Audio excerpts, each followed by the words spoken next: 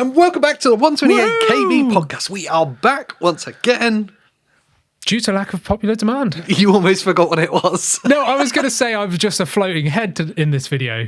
But, okay. And then I thought, I can't really make that sound funny. So, because, I'm just a floating head. I'm just a floating head as well. Yeah. Yeah, John Cena's behind me. This is your weekly dose of all things gaming. This is where we kind of unpick what's happened in the world of game this week. Although, to be honest, it feels like we've done a podcast every day. We pretty much have, yeah. Because it has been, let's just call it silly season for announcements. It's been absolutely mental. Yeah, literally mental. Like every new handheld ever has been announced. Intel have entered the ring. And then all of the game showcases, Summer Game Fest, there's PlayStation State of Play a little bit before, Xbox Developer, and then Nintendo. Direct. Absolutely insane. And then following it up, there's even more stuff. Like Asher Sharma's come out with a bunch of stuff. And obviously there's some word about FSR 4 in handhelds, which is where I kind of want to start this. Yeah, absolutely. But before I get to that, Andrew. Yes. How's your week in gaming been? My week in gaming has been really good. I do want to quickly say, anyone that didn't see our Nintendo Direct video a couple of days ago, go check that out, because we specifically made a video about that. We won't be discussing it here. So if you want to know about that, go check that out. But yeah, week in gaming has been good. Obviously, I said last week on the podcast, well, again, we've done so many podcasts, I don't even remember what it was, but the main podcast last week, I said I was getting a PS5 Pro. DHL or UPS, whoever it was, decided to lose it for several days. So I had to wait until the following week, so the start of this week, to actually get it.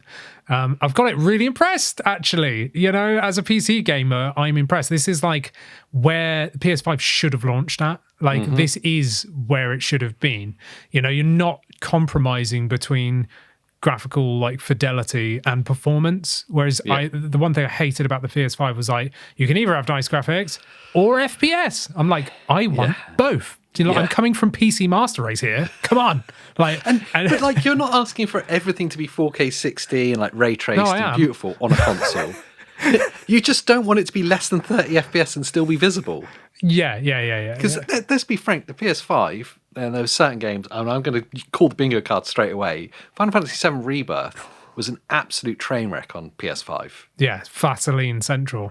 Yeah, Vaseline Central, and if you wanted it to look remotely okay, it felt like I was playing like 20 FPS, 25. It was really, as Mark Cerny would say, choppy. Yes. It was awful. Yeah. But you've been basically sharing me like an hour by hour update on how good like PSSR is, and I've just been quite shocked by it, because obviously when PSSR came out, it had issues, and I'm sure it still does have issues. I've not played every game ever yet, but it's a lot better now than it was when it came out. And yeah, just playing stuff and seeing games that are like PS5 Pro support now, and playing older titles, like I've been playing Control and stuff like that.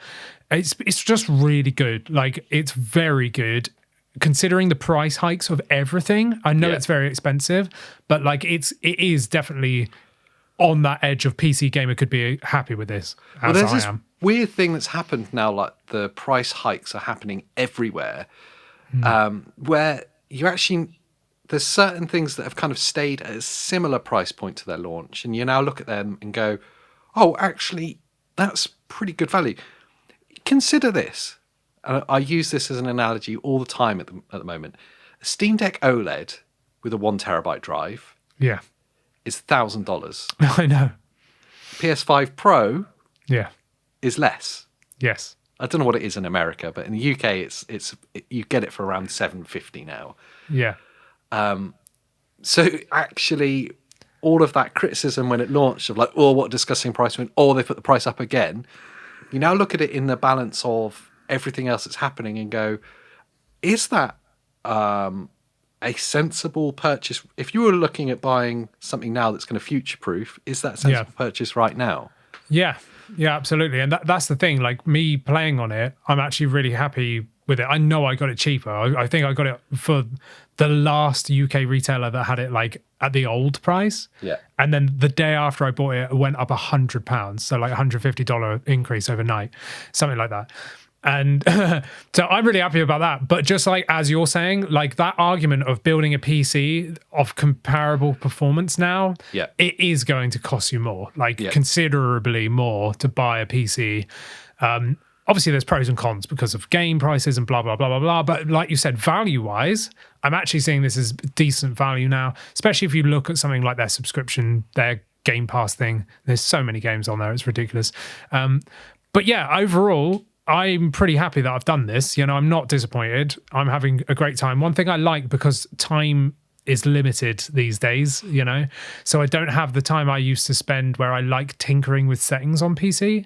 Like half my game session is just spent messing around trying to get the resolution and game settings right to where I'm happy, because I'm so anal about it and focused, you know. I'm like, I really need this to be good, that then I've wasted half my play session. Whereas with the PS5 Pro, I've just been like pressing the button. I don't even have to like go through Windows or anything. It's just on, TV's overridden. I press the game, I'm playing the game, and I've gained another hour of playtime because I'm not messing around. Do you know what I mean? So it's quite nice to just be like, you know what, I'm actually playing a game right now.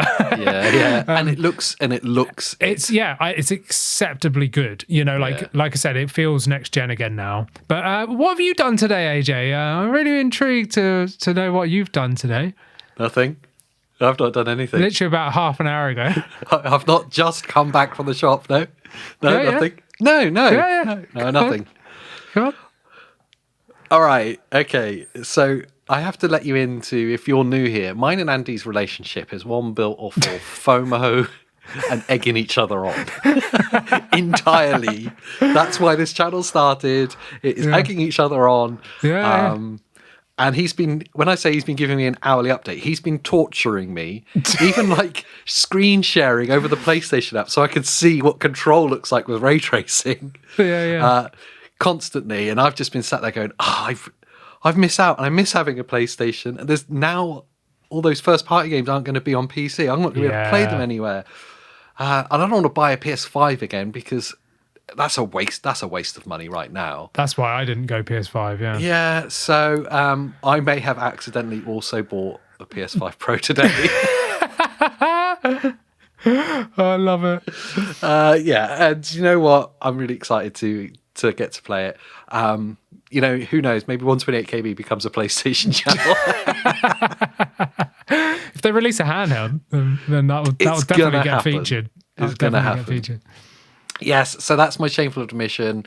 I've gone back to my roots. I've gone back to PlayStation after a couple of years away. Yeah, well, you've always been diehard PlayStation. I've been a diehard PlayStation since the original. It's been my thing. Yeah, I've got hundreds of PlayStation games here, although I won't be able to play any of them on the PS5 Pro because I'm not buying the disc drive. No, me either. Yeah, just not doing it. I'm going all digital, all ease. Yes, all fast loading.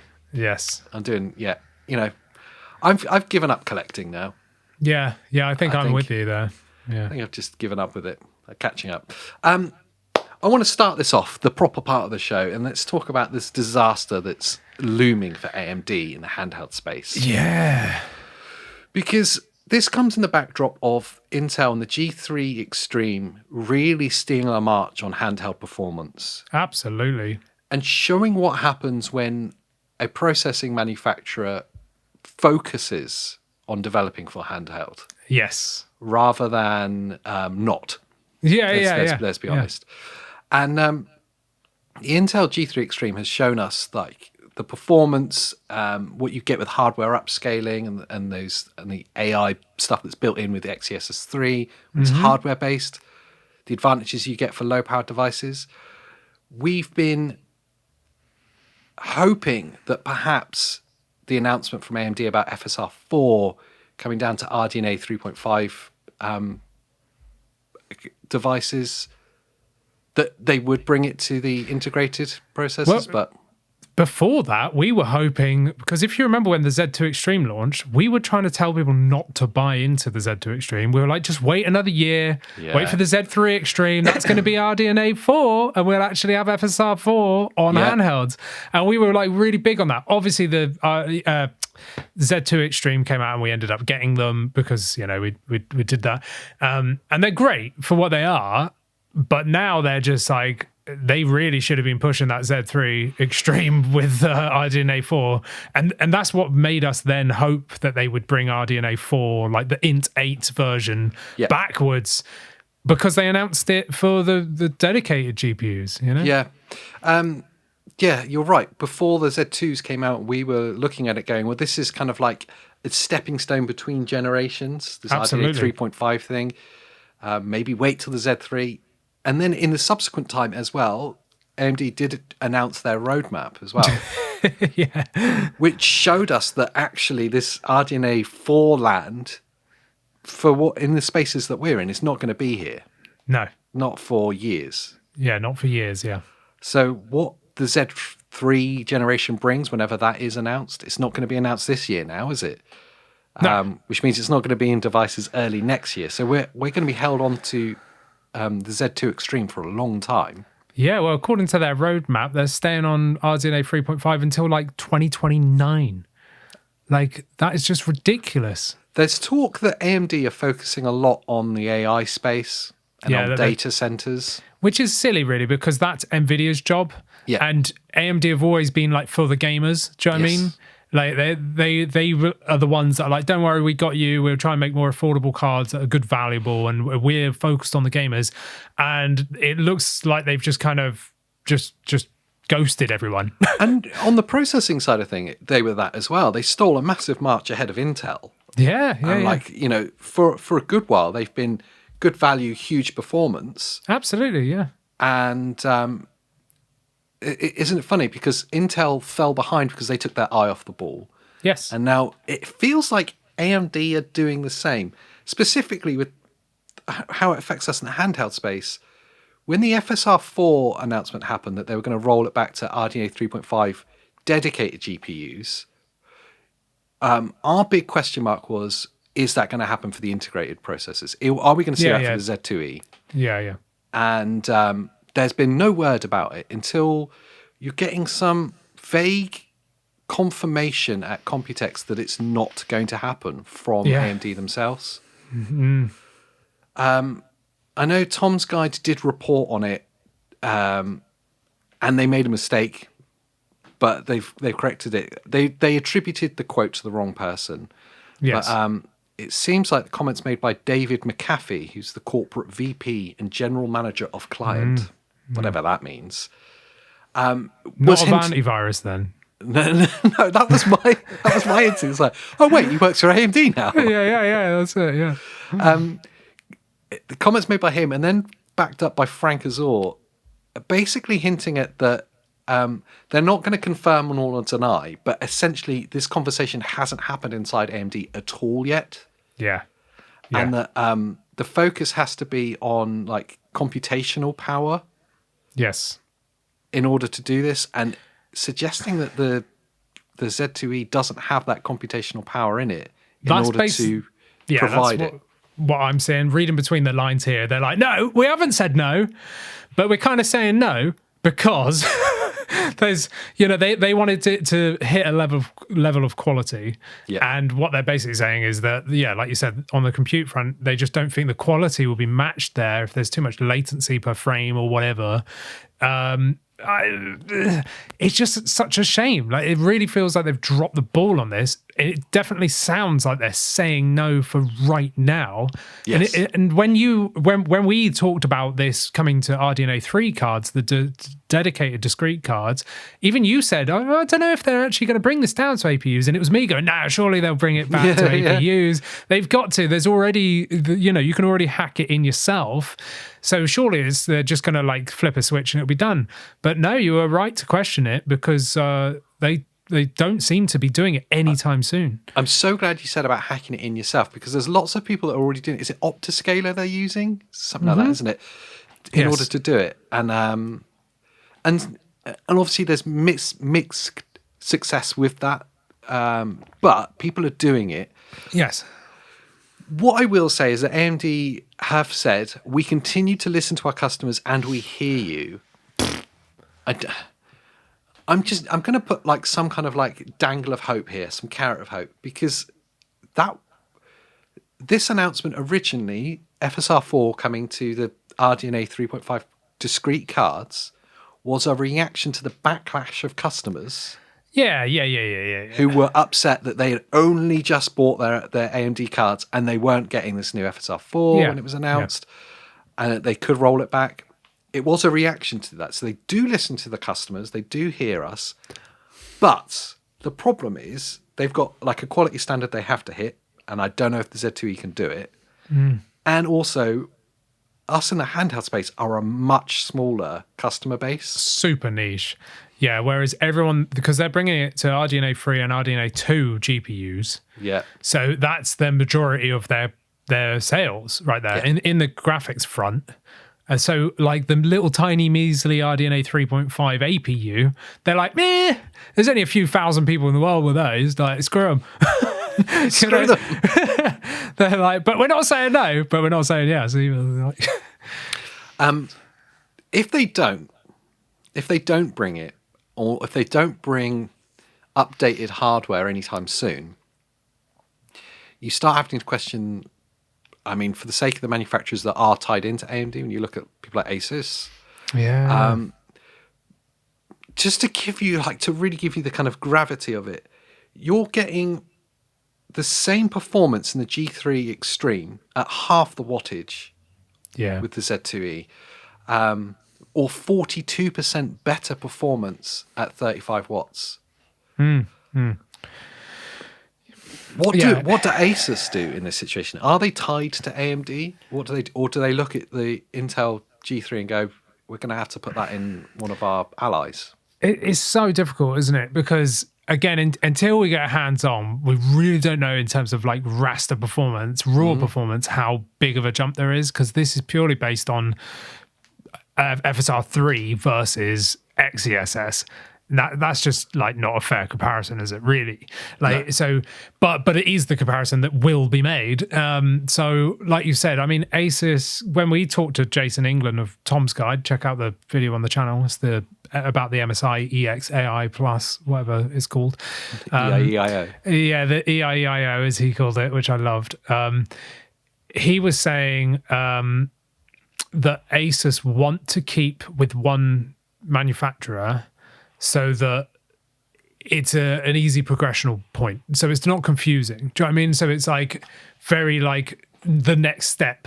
Whereas when you have too many different things going on, it's a bit confusing and whatever else. So, but it's such a tough one, isn't it? Because when's the point that they go, you know what, we're getting left behind here now?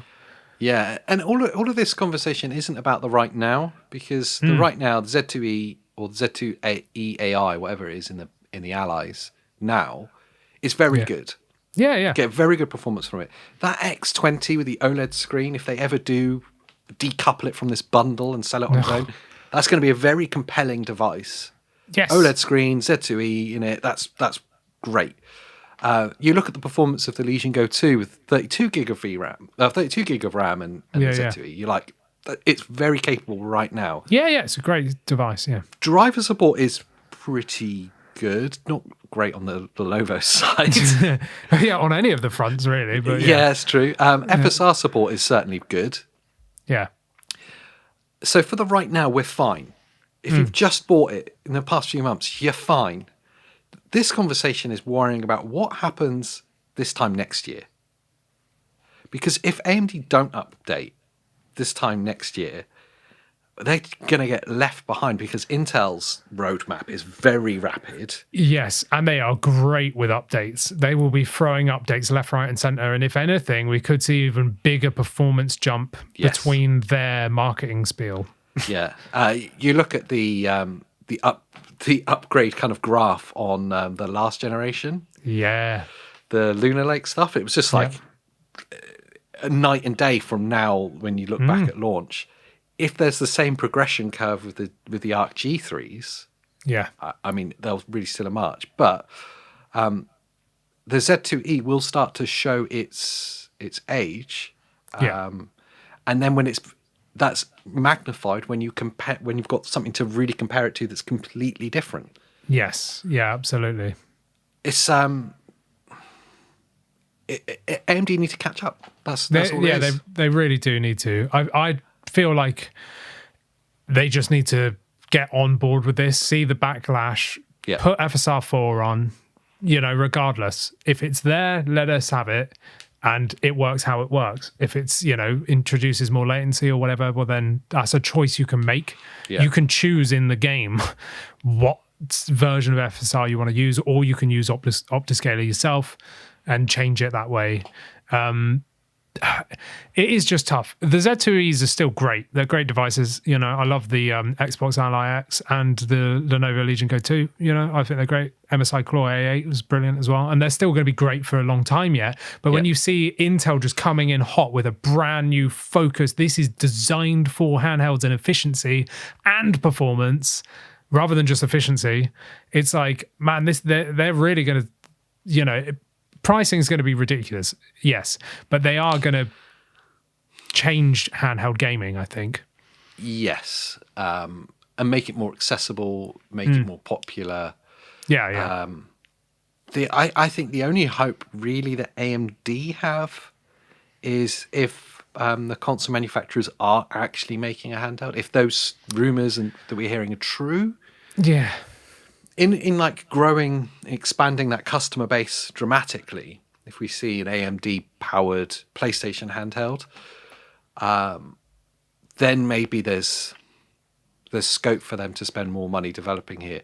But is it just a case of economics? There's just not the not the money in it for them to worry too much about the APUs. Yeah, maybe. And will something like a PlayStation handheld have a what's the word I'm looking for? Would it be like locked to that? Do you know what I mean? Will it be contracted that like only the PlayStation handheld has that APU? Yeah. Do you know what I mean? Yeah. So that they can't use it in their like in all the other ones. It'll be semi-custom in the same way as like the rumors of the Helix is going to be. Yes. Semi-custom work with AMD. I think the Steam Machine as well, if I'm right in remembering. It's a semi-custom work with AMD. Yeah, I think it's his own thing, I think. I'm going to talk more about the Steam Machine in a minute, actually. Yeah. But, because we had some leaks about pricing. But before that, I'm going to stick in the handheld space and ONEXPLAYER, who we seem to be talking about more and more recently. Yes, yeah. Do you think they're becoming more and more mainstream? Yeah, I mean, loads of people were saying to us in the comments, like, they're great. Loads of people were bigging them up because we've been a little bit on the back foot. Just because they're not as big as your Asus, your Acer, your MSI, all that kind of stuff. So we were always a bit questionable as to like what RMA is going to be like. What if it gets broken and you need to fix it? You're going to have to ship it yourself to China. how's support going to be?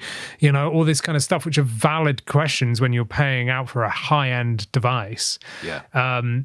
But loads of people that love the brand coming out. I mean, I personally would love a ONEXPLAYER 3 with the Arc G3 stream, with the Legion Go 2 screen. It'd be amazing. It would be amazing, But obviously there is the two variants we keep bringing up in comparison to the ONEXPLAYER 3, which is the X2 Mini. And there is some news on that as well. Yeah, X2 Mini. Firstly, the Indiegogo goes live on the 15th, which is... About time. Yeah, which is, as you're listening to this, it'll be 3 days. Yeah. So you're right, it's about time, because that was announced... A couple of months ago. February, March time, wasn't it? Oh, yeah, a good few months.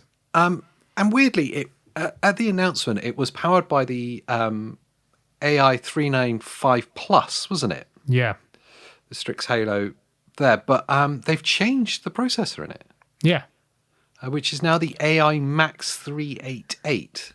Plus, I think it is. And Plus. Can we just come up with... I mean, come on. Yeah, it's so annoying. It's so annoying, yeah.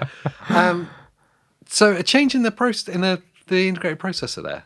What gives? What gives? So this seems to be a new variant, as far as I'm aware.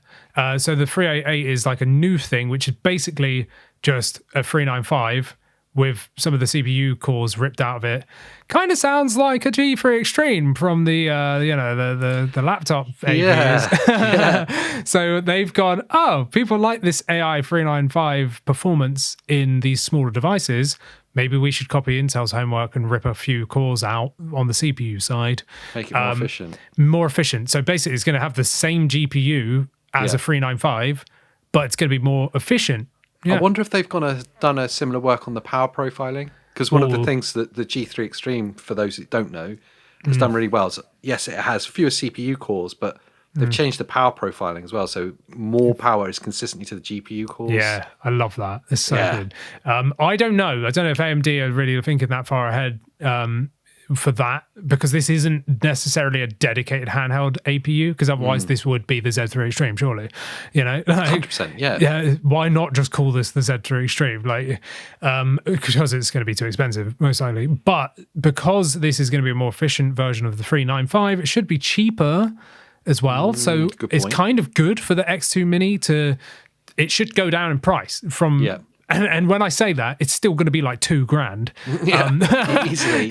It's just going to be slightly less than the 395 Plus. But just bear in mind, anyone that doesn't know, this X2 Mini is one of the ones where you slap a battery on the back and it's got water cooling, and you need batteries coming out your nose to power it.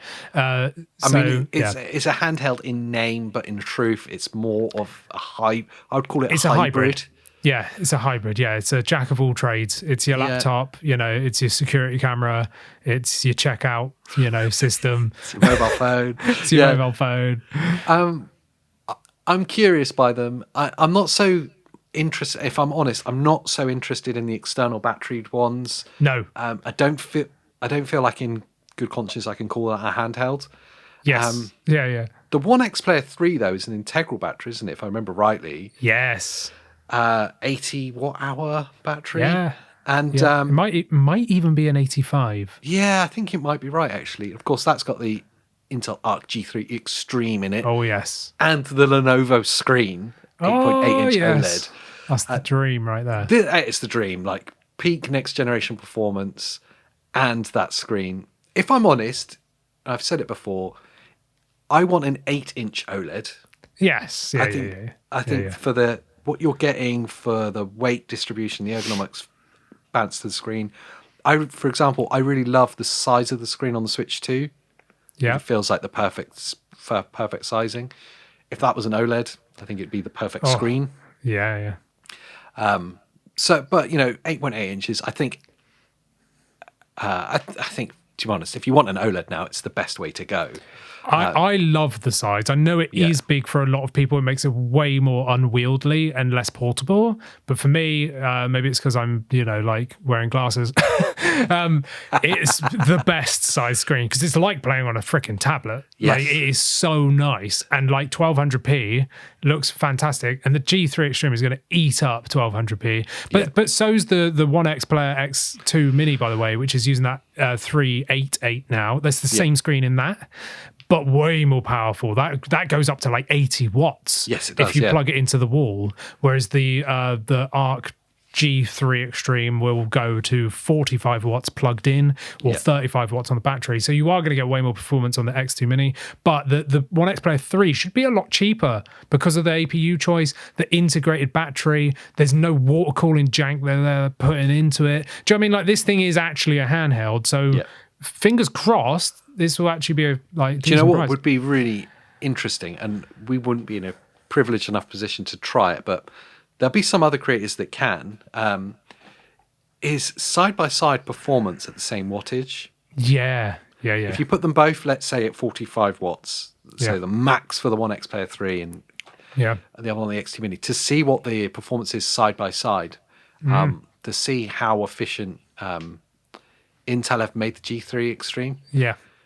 Because there was question marks on the AI 395 Plus that as you dropped down the wattage, the performance increases got less and less, didn't they? It was basically a Z2 Extreme. Like, if you were at like 17 watts, it wasn't that much more. It's only the fact that you can like just raw dog power straight into it, that made it way more performant, which is great. That's going to future-proof it in terms of like, I just up the TDP every time especially a new game comes out. Especially with an OLED screen in it. Yeah. But you've got to bear in mind as well, it's not a RDNA 4, so there ain't no FSR 4 on the 395s or the 388 pluses. Really good point. I hadn't considered that. Yeah, whereas the ONEXPLAYER 3 is going to have XeSS 3. Have they made any talk for laptop at all? No, not for just APUs. Discrete GPUs. Yeah. Wow. Yeah. That's interesting, isn't it? With the ONEXPLAYER 3 though, the Intel version of these One X players, that's also got a go live date for Indiegogo, which is June the 23rd, which is what we've all heard about the Intel devices. Yeah, well, that's what we originally. ONEXPLAYER was like, yeah, it's going to launch June the 23rd. And I'm like, it ain't launching. Like, it's an Indiegogo page. Yeah. Don't you mean the Indiegogo page launches on the 23rd? Yes. And that is now being like confirmed, basically. So I will say it's going to take time. It's a risky business as well to be crowdfunding a small numbered, as in they want make a small number of them handheld right now, because I'm pledging that I'll spend, let's say, $2,000 on this device today. We know from what we're going to talk about in the next story that component prices are going to double again by the end of this year. Yeah. How long is it going to take them to make this? Yes. And by the time they come to like ordering the components, have they increased in price? Are they going to do what happened to ANEO with the next two? And it becomes, just canned it. They have to can it because it becomes too expensive to make compared to what they're having to charge. I'd much rather be in the kind of MSI position of being able to like have it already produced in number. I want to buy it. Do you know what I mean? Like, if I've got money, I want to hit add to cart and expect it there like next day delivery. Do you know what I mean? Like, I am 100%. Not saying have $2,000 and you could go bust and I might lose my money. Like, do you know what I mean? Or like you said, components double and they come back and go, have you got another $2,000? Because that's how much it's going to cost now. Oh, by the way, no refunds. Like, do you know what I mean? Like, unless you are vaccine, no returns. Yeah. They had their pinkies crossed, like, behind their back, you know. But unless you got like serious money and money is not an issue for you, there's no way anyone can like happily do that. Do you know what I mean? Like, no. I couldn't just easily just throw $2,000 at something like that in the hopes that I might get something at some point. Do you know what I mean? If I got $2,000, I want the thing yesterday. Yeah, I want it in my lap. The second I put it, I want them hand delivering any of that. Yeah. But at least we got dates on them. And it will be really intriguing to see what happens with this new AI Max 388 Plus. Yes. And to see how good it is, to see if we'll see it kind of creeping into other devices as well. That'd be really interesting. Yeah. But back to that point I was making a minute ago about component prices, because this kind of forms a bigger story about Xbox that's come out this week. Literally came out yesterday as we're recording this. Yeah. Asher Sharma's been giving lots of interviews on the kind of business side of Xbox. And it follows on from the vast amount of changes that her team have made in the first 100 days of her being in charge. Yeah. And I will say, before we get into the doom and gloom, the positive, I'm incredibly positive for Xbox in the changes they've already made feel like they're positive. They're absolutely, like pushing forward. When Asher came into office, if you want to call it that, I was worried. Like, I was like, oh man, you got an AI like headliner here coming in, like Xbox is doomed. Do you know what I mean? And one of the first things she did was ripped out AI from consoles, like canned the whole Copilot thing, you know, like and has actually actively tried to do stuff, made Game Pass cheaper, all this other stuff, made Xbox called Xbox again. Yeah. You know, changed the logo a little bit. You know? Get rid of the everything's an Xbox branding, the marketing campaign. It was a stupid marketing campaign. Everyone said it was stupid. It was, yeah. We were putting fridges with Xbox logos on. Yes.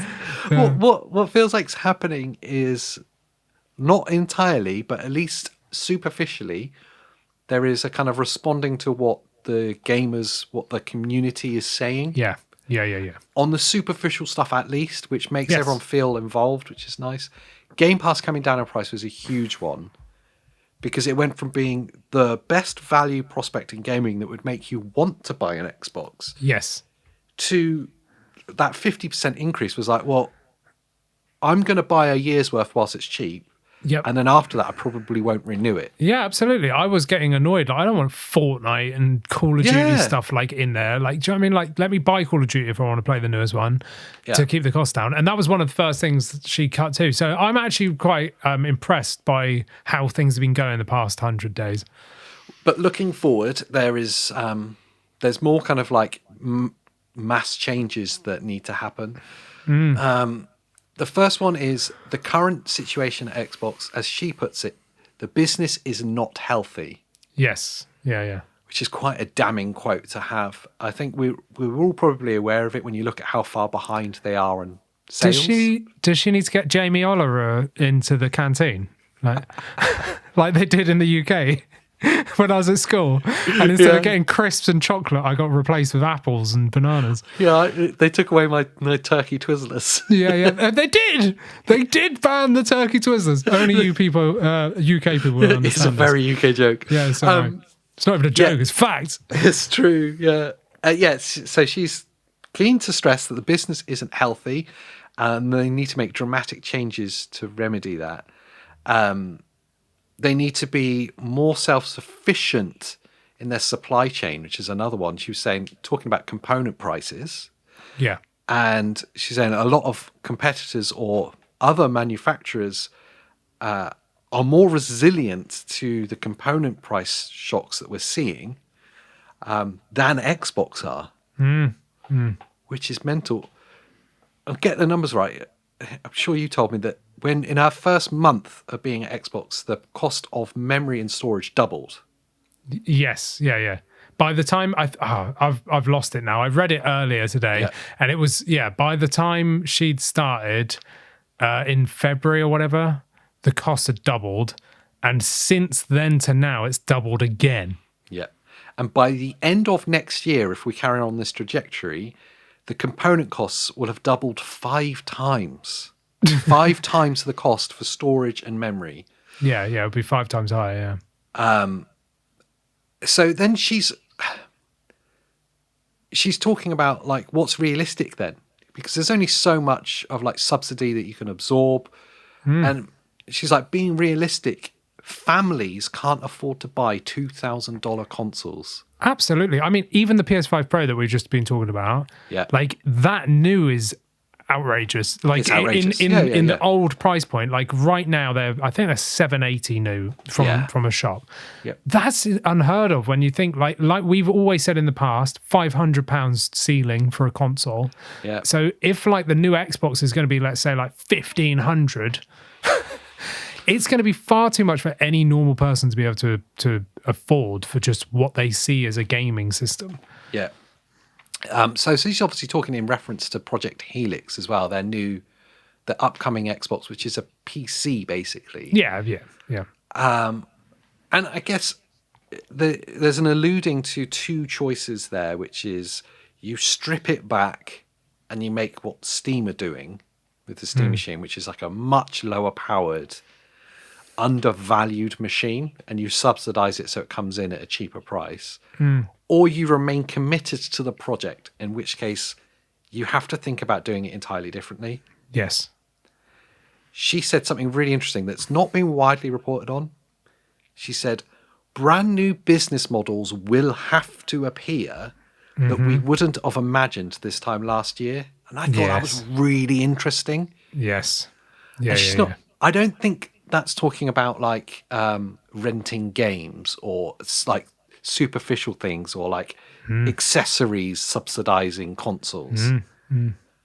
I think it's brand new ways to buy consoles that cost $2,000, that cost $1,500. Yeah. And I may be taking a leap, but we've had this conversation before, me and you, either on the podcast and aside from it. But the only other piece of technology I can liken this to is mobile phones. Absolutely, which are extortionate when you think what the thing is. They're like £1,000, aren't they? Over that, yeah. Some of the Samsung ones are like nearly $1,500 for a mobile phone. What is it? A web browser in your pocket and a phone. Yeah, it's a web browser. And the enthusiasts buy one every year, 18 months. I know, yeah. Psychopaths do that. Normal people tend to buy one every 2 to 3 years. Yeah. A console has a 7-year life, 7 to 9 minimum. Years. Yeah. If you're talking like a brand new, like high performance PC that would launch right now with an Xbox logo on it, how long would that realistically last with the likes of FSR4 in it? And with games maybe being perfectly optimized for what would become lower performance in the future. Yes. let's say it's a 7 to 9 year life. Yeah. And it's a $1,500, $2,000 investment. Yeah. Would it be ridiculous that Xbox or gaming in general start phone contract style purchase models? Yeah. So financing them. Yeah. You finance it through Xbox or through a phone company, whatever. Yeah. There's mobile phone companies that already do it. Yeah, and honestly, when you click on like the PlayStation website, they are big to flash up leasing right now. Leasing. I wouldn't expect it from so them you're just directly. renting it? Yes. So you literally rent it for even less of the price it would cost you to finance it, so that you own it. Maybe that's it. Maybe that's the way, is leasing it. I rather like owning stuff, even if I have to pay it off over time. Yep. So like when we were like discussing this, whenever it was, earlier today or last night, whatever it was, I was like, well, if it was 1,500 and if they manage to do the 0% thing, because everyone else can do it, all the phone contracts are 0%. In the UK, I don't know about America. In the UK, pretty much every phone, if you go to a phone contract place, you'll get the phone for 0%. APR, so you pay nothing on top of what its value is. It's no different than if I just bought a bundle of cash and gave it to him outright, or if I paid part monthly. So if it was 1,500, let's say, and it was a 48-month contract, so and it's 0%, that works out at like £30 a month. £31.25. There you go. So calculator. 30 quid a month. If you stretch that out to an 8-year thing, I doubt they could do that. But no, because of they have to have the asset thing there to repossess if you stop paying. Yeah. But here's my fantasy with it.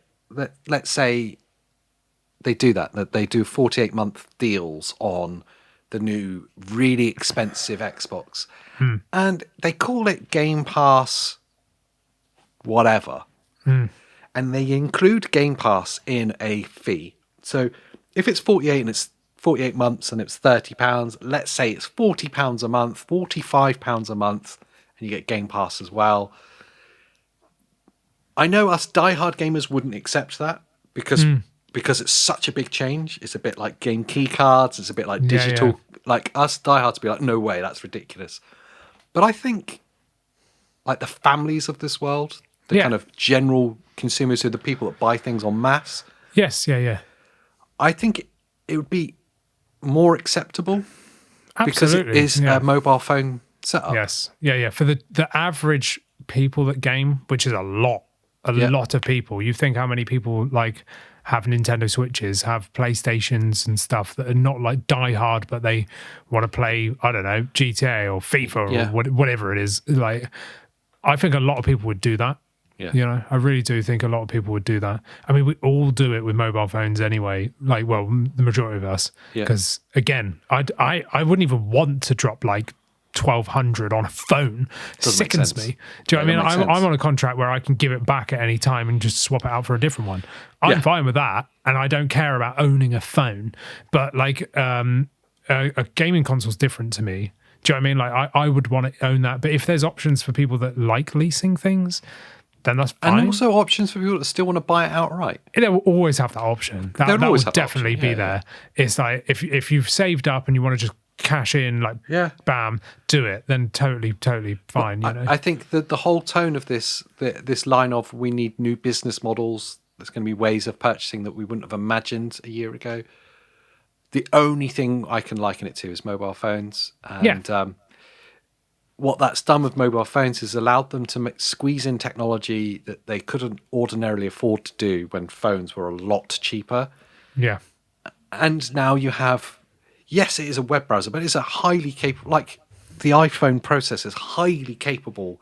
They put it in the new MacBook Neos. You can play like Resident Evil with like ray tracing on your mobile. It's insane. Is ridiculous. Like, why are phones that powerful? Like, but they could only afford to do that because of the purchasing model. Yeah. If the only way to buy the new iPhone was buy it outright, and it was always like 1,500, 1,200, they wouldn't sell nearly as many. Oh, they wouldn't sell any. Well, yeah, they would be like 20% of what they sell because most people can't afford that, so they have to finance it, and that's the thing, you know.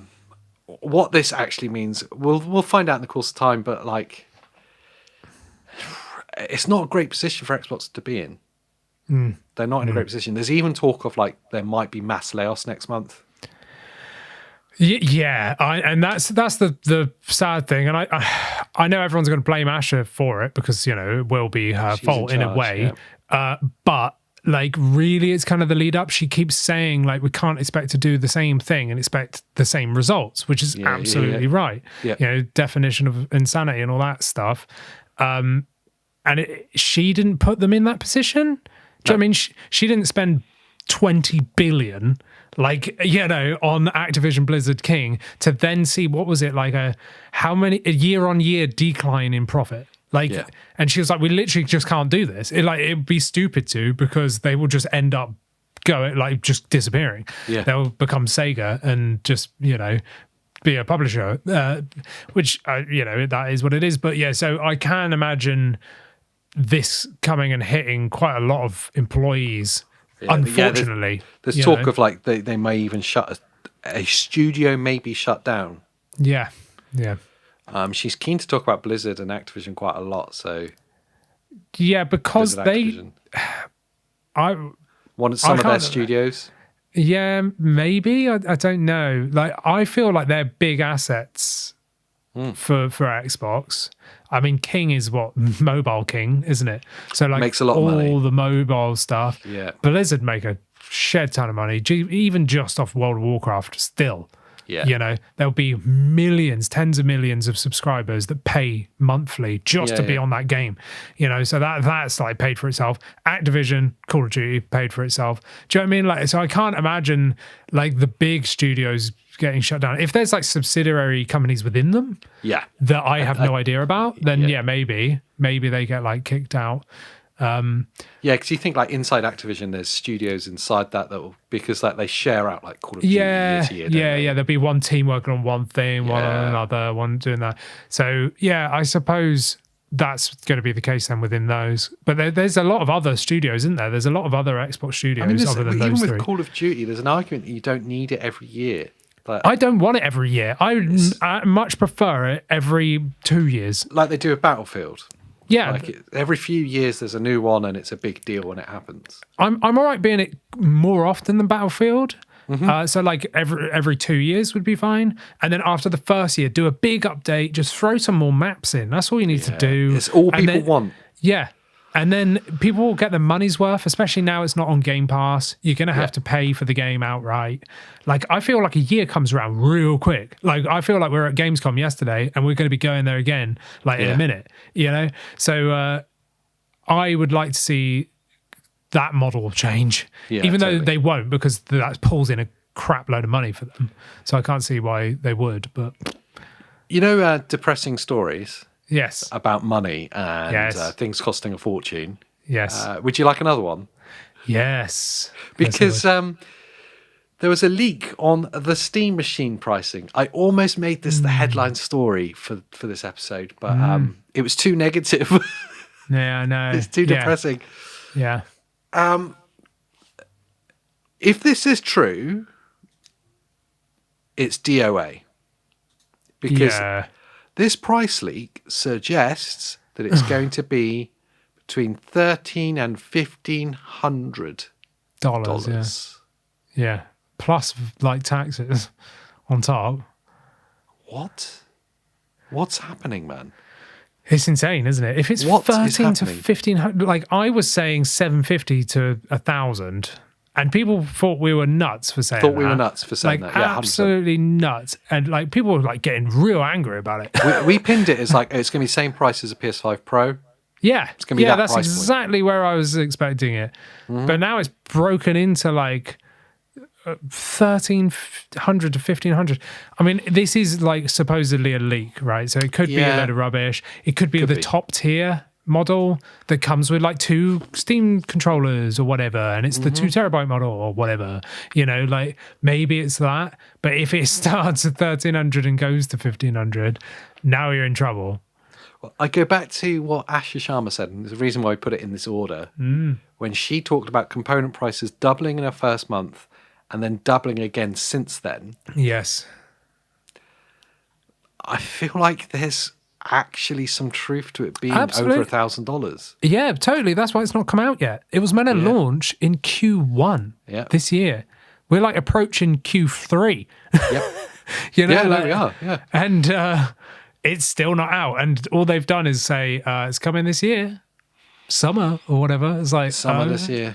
And no price? No price. No. $1,500 before tax. I would rather buy the MSI Claw 8 EX AI Plus. Yeah, 100%.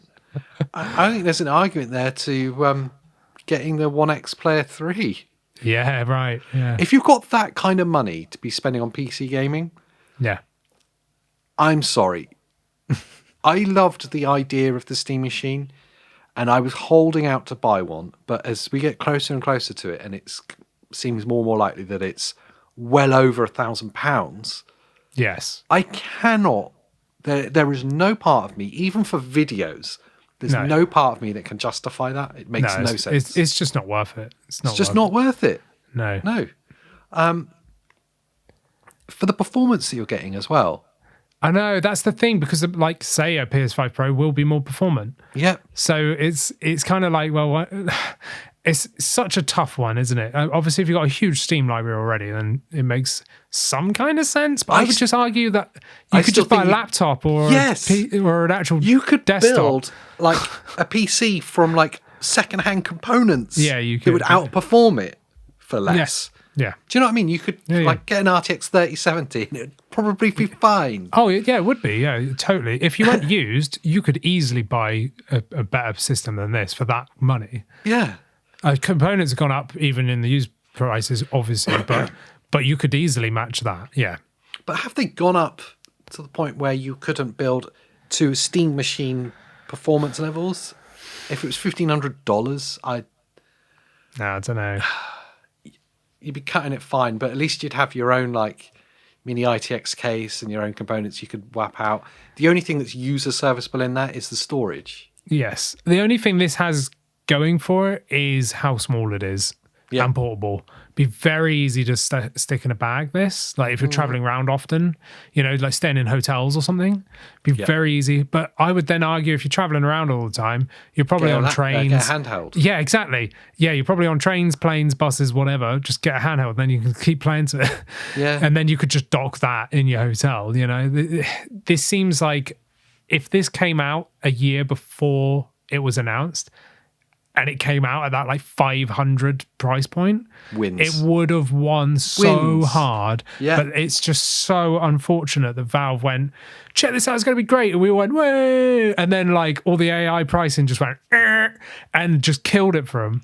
Like literally doubling and tripling of prices. It's that Steam machine curse, isn't it? Yeah. Everyone always talks about it. It is a cursed name.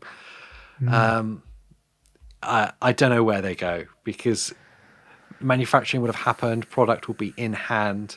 The longer they leave it, the more outdated it gets. Yeah, and the more it's going to rise in price. If Ash is saying by the end of next year it's going to be 5 times more than a few months ago in terms of pricing, then it's just going to go up in price if they keep delaying it. The only thing they could do, I think, that could keep people happy is they launch it. It's going to have an eye-watering launch price, but it will sell out. I can guarantee this will sell out because diehards really want it. Yes. Like fans really want this, and that's cool. Like the Steam Deck pricing, when that happened, it still sold out when it came back into stock because fans want it. Yeah.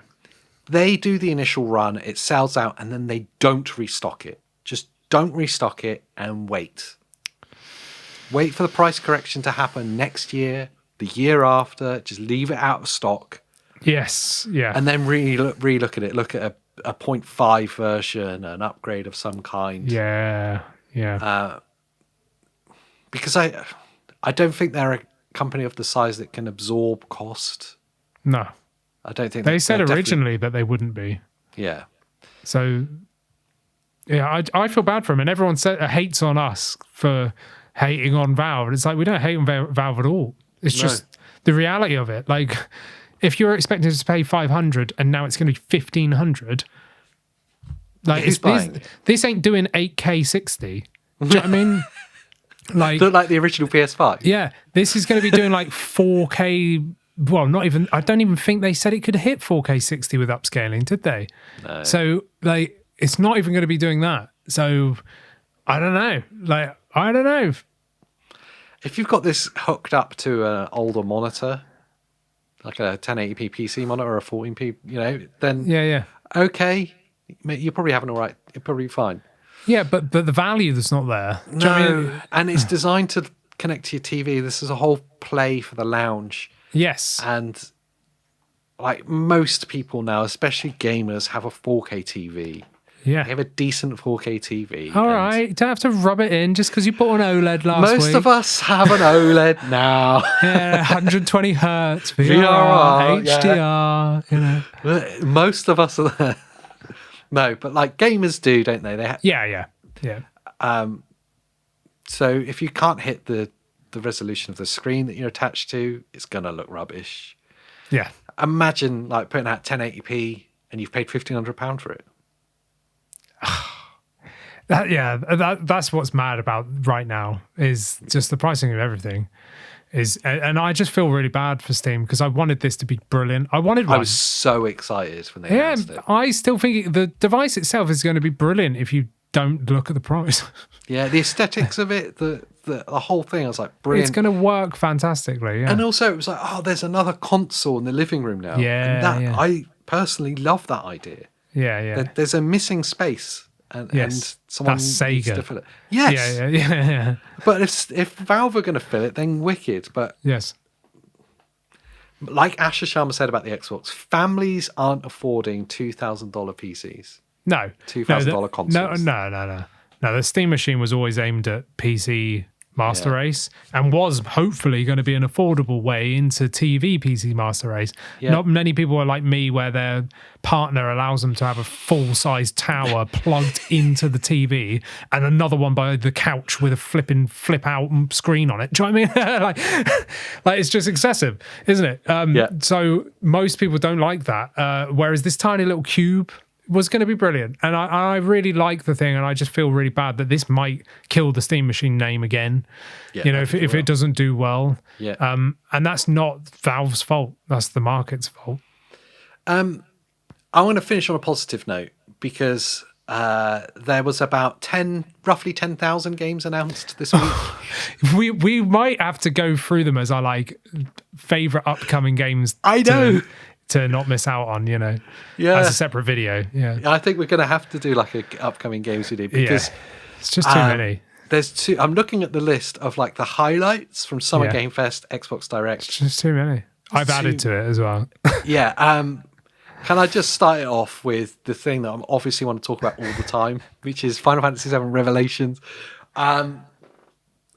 They gave us a treat at Summer Game Fest. Yes, and it was a good 10 minutes of. And I've watched all the interviews since. Amazing. It looks like everything and more for Final Fantasy VII fans. It's everything and more. It looks incredible. It really does. And all platforms simultaneously. That's what shocked me was wow. Yeah, all platforms. Just seeing Nintendo Switch up there made my day. I was like, yes, and all platforms because they released it on PS5. And no one bought it, you know, for part 2. And that's when Square went, well, we're not doing exclusivity anymore then. And I think that's right. Release it on everything and then people have a choice. Yeah. I think that should be the way. Buy it where you want to play it. Yeah, exactly. So seeing this coming out everywhere at the same time, I am really hyped, but now I don't know what to play it on. Yeah. There's too much choice. Why isn't it exclusive? Make it exclusive to PlayStation again. Yeah, it's PlayStation, isn't it? What are you doing? There were some huge announcements in Summer Game Fest as well. The top and tail Resident Evil Code Veronica remake. Yeah. That's coming. Yes. Yeah. Yes. Yeah. I was so excited for you in that. I was like, yeah. I went back and started playing Code Veronica X. Yeah. And on PlayStation, there's 2 versions. So I bought the PS4 version, which is just a direct port of the PS2 version, but it's the PAL version, which is only 50 hertz. So it plays like crap. Yeah. because we're in the UK. But they've also now made it available to stream only the PS3 version, which was a remake of the PS2 version. But it's NTSC. Yeah, well, it's NTSC Hz. and it's got widescreen like mods in it and stuff, so that you can actually like play it full screen. So I'm probably end up going to stream it, even though I bought the PS4 version. Do you think you'll be able to complete it before 2027? Because that's when the remake comes. Yeah. Some just absolute massive ones. Alien Isolation 2 was kind of reconfirmed, giving us a bit of a teaser of that. Gen Atlas, from the creator of Shadow of Colossus and ICO. I don't know if those games ever kind of tweaked on your radar. Yeah, I love the look of them. Yeah. But yeah, I never really played them myself, personally. Yeah, fair enough. On the Summer Game Test, I want to give a shout out to, there's a new Stellar Blade. I know, yes. And something I wasn't expecting, and I don't know if it'd been announced before, but Platinum Games working on a Ninja Turtles. I know. Yeah, no, it looked dark and awesome. It looked incredible. The Last Ronin, I was like, yes, I want this to be like 90s style, like more violent Turtles. Yeah. Absolutely. But I think we will. We'll go through game by game, or like our upcoming games that we're excited for, because there's so many. There's just too many. Yeah. Xbox Direct. Just want to say Xbox have gone exclusive again. Yeah, for 2 games. Yeah, Gears, E-Day, which looked really cool. I cannot wait. This looks fantastic. Now, what is it about Gears that divides opinion so much? I don't know. There's a lot of people I talk to who really hate the control systems, like the I cover. Yeah, but it's just old. Like, it's clunky. Do you know what I mean? Like, it's heavy, but that was the whole point. Like, they're massive, like 300-pound dudes. You know, like look at the gear they're wearing and stuff. They're all just so roided out they can hardly breathe. So, but yeah, they're like big dudes. I kind of felt like it felt good. Do you know what I mean? Because I really it was enjoyed like it. Felt real like clunky. I went back and replayed them. Yeah, I felt like it could have been tweaked, but that's what they've done here. They've ground up, redone it. And when you look at E-Day, it's very fast, like in terms of gears. The cover system's been adapted. You can now lay down. You can climb over stuff, like parkouring over like 2 floored things. Like it looks brilliant. You know, I don't know. If you didn't like the old ones, definitely try this one, I would say. And I hope they bring back the co-op thing as well. It's 4-player co-op. It's 4-player. It's 4-player co-op. Oh, yes. That's great. Because we played it, and we played Gears 5, was it? Yeah, whatever it was called, the last one. They're like weird open worldy bits in it. Yeah, and it's kind of 3-player, but it wasn't really. It was 2-player co-op, and one person could be a robot. Yeah, they kind of just flew around, zapped stuff. And was got bugged into walls. Yeah. Oh, do you remember got stuck? That? Yeah, we got stuck for ages. Yeah, that was annoying. Yeah. But there was a bunch in the Xbox Direct. Fable got a date as well. Yeah. They released 30-minute gameplay as well. Have you seen it since? Did you watch it? The IGN thing where it's got the like dev or whatever talking through it. I watched that this morning when I was eating breakfast, and it looked amazing. You can just say like super hyped for that. Like I'm hyped for so much of this. So many games that are coming. So hyped for it. And yeah, I think we're just being spoiled. It's been a really good summer season. I found it so funny that we were all like, where's the games? Like, where are all the games? And they're like, you know what? Do you want them all in September? Because that's when we're giving them to you. So here's like 30 games all dropping in September. No. And I was like, oh no, stop the games. Delay the games. Yeah. Don't give me all the games. Like, there's too many games. Okay, stop November, you can have 2 games. Yes. There's 2 games in November. Yeah. GTA, obviously, and Barbie. Yeah.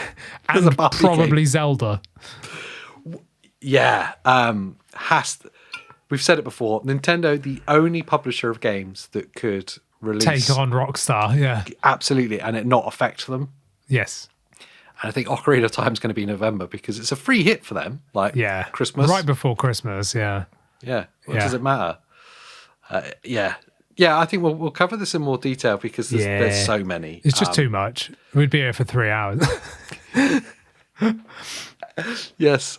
And I've got to go and pick up a PS5 Pro. Yeah. So I'm sorry, everyone. I've gone back to my roots. It took me a couple of years, but I got back there. Yeah. I'll tell you all about it in the next week's podcast. That's it. Oh, and to everyone that when I said I was going to sell the Xbox to put towards the PlayStation 5 because I've got PCs, I didn't need it. My wife wanted to keep the Xbox, so you gotta sell a PC. No, we're just not selling the Xbox. I love it. There we go. That's great.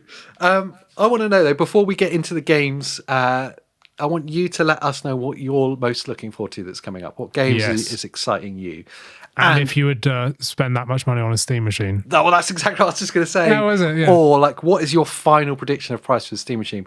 Because I've got a gut instinct that we're going to hear about it in the next week or two.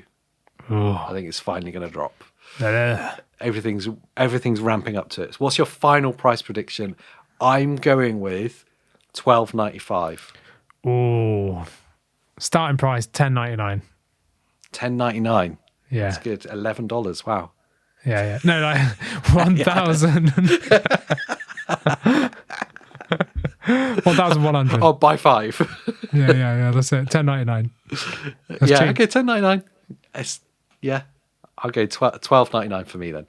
Okay, there you go. But let us know what your final predictions are in the comments. Whilst you're down there, please do like this video, subscribe for more handheld gaming content. It's lovely to hang out with you every week in this podcast. Oh yeah. What else could they do, Andy? Become a member, and maybe we will be able to afford an MSI Claw 8 EX Plus or a ONEXPLAYER 3. All of them. If all of the subscribers join the membership. That's it. You could donate to us instead of giving it to Valve. But, it's all right. but no, become a member and you get to chat to us over on our private Discord as well. Yeah, I love it. All right, so until the next time. Have a nice day. Yes.